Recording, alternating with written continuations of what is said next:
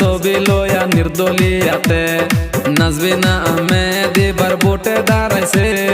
নারিকল গাছের ছবি লইয়া নির্দলিয়াতে নাজমিনা আহমেদ এবার ভোটে দাঁড়াইছে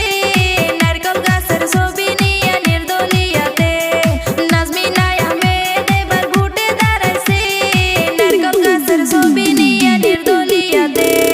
তেহুত্তর লালপুর গাঁও পঞ্চায়েতে তেহুত্তর লালপুর গাঁও পঞ্চায়েতে 3 নম্বর ওয়ার্ডের সদস্য পদে 3 নম্বর ওয়ার্ডের সদস্য পদে